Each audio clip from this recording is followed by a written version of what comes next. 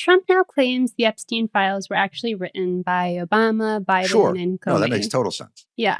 Is this the biggest cover-up in American history or just another Tuesday Trump dump? Oh, God, I don't know. The whole thing is so abjectly ridiculous. Occam's razor. Like, the dude, like, there's not that many people who are on video dancing with Jeffrey Epstein and with his arm around him and on the plane as the president of the United States. So the idea that, I understand what he's doing. He's doing the whole, like, it's just like Hunter's laptop. And you're like, okay. And the idea that he's like, why are we still talking about that? Anyway, about the 2020 election.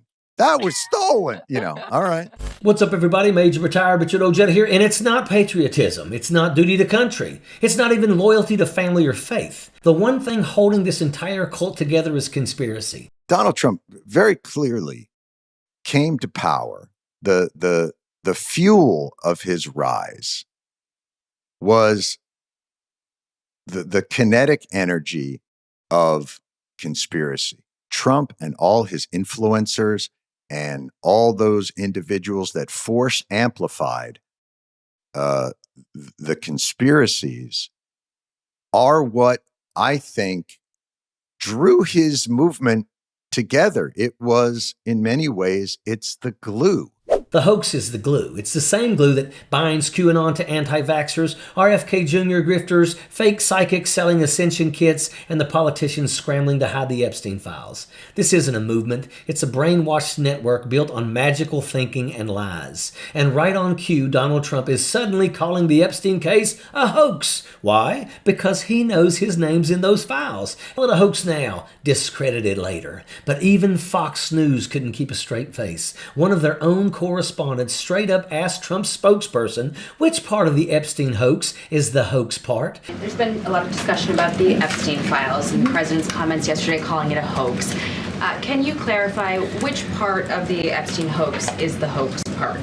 The president is referring to the fact that Democrats have now seized on this as if they ever wanted transparency when it comes to Jeffrey Epstein, which is an asinine suggestion for any Democrat to make.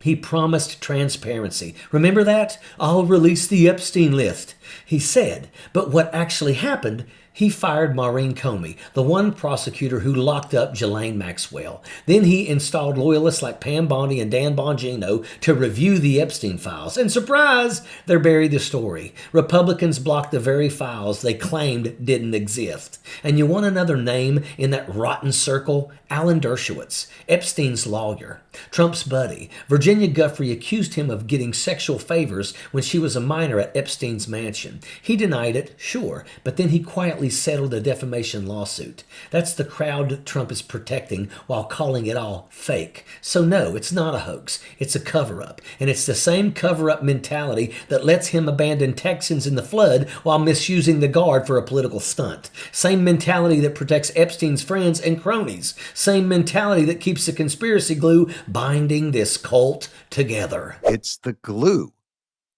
that holds the MAGA moment much more than I think patriotism does. It's the glue of secret knowledge, of unknown forces that work against you to cause your life. And one of the main forces was this, exemplified by this Epstein thing. And everybody talked about, oh, when they got in there and they were going to, where we go one, we go all, and we're going to clean this thing up. And it is so bananas to watch them now try and diffuse this bomb that they planted. Jon Stewart said it best. The glue isn't patriotism, it's conspiracy. The same glue that holds QAnon, anti-vaxxers, RFK Jr., grifters, and fake psychics selling ascension packages for $999. They prey on the weak-minded. They replace facts with nonsense. They isolate you from truth and then feed you magical thinking that makes you feel like you've been let in on a secret. And then they hit you with the sales pitch. Trump calls the Epstein case case a hoax, then asks for your money to fight back. RFK Jr. says vaccines are poison, then sells detox kits and books. The fake healers online tell you your soul is blocked and then sell you a healing crystal. They create the crisis and then they sell you the cure. It's a scam every time. It's brainwashing 101. First, they make you distrust everything that could save you. The government's lying, your doctor's lying, science is lying. Then they flood your brain with nonsense to replace real facts so you don't know what's true anymore. And then they build the echo chamber. Everybody repeats the same lie until you feel stupid for questioning it. They even weaponize peer pressure. Trump literally called his own supporters weaklings for caring about Epstein. So you stay in line. And they always play both roles, the victim and the hero. Trump says he's persecuted, but also the only man who can save America. RFK Jr. says Big Pharma is silencing him, but somehow he's the lone savior of your health. Fake psychics claim dark forces target them, but only they can lead you to spiritual ascension. It's cowardice wrapped in a messiah complex. And what's it gotten us?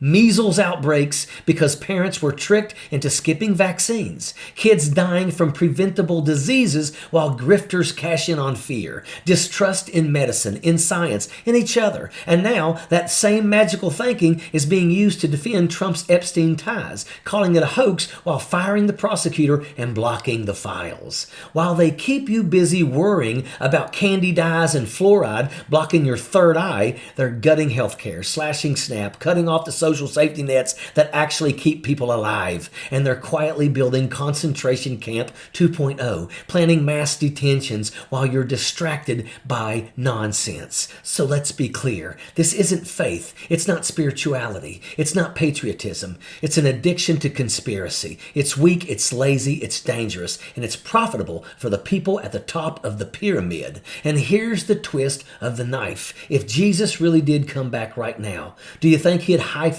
you for this? No, Matthew 25 says he'd spit you out for ignoring the least of these, for locking up children, for turning your back on the poor and sick while worshiping grifters who sold you rapture fantasies invented in the 1800s. You wouldn't be the chosen, you'd be the hypocrites he flipped the tables on. And that's the point Stewart was making. It's not patriotism, it's the conspiracy. That's what keeps this cult alive.